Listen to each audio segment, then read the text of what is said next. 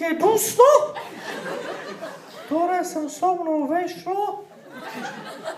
A mám pro vás takú krátku hádačku starého playboya.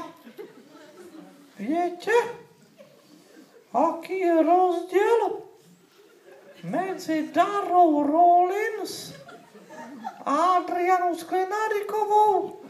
Čo? Nikto nevie? Tak si číchnete k týmto dvom prstikom.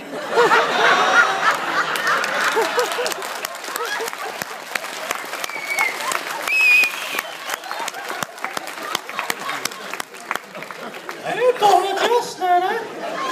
Jožo je všetko. Mám také prízvisko Jezinka slovenského popu. Dobre. Tak teraz, tak sa pozerám. Čo, malička? Rád by som teraz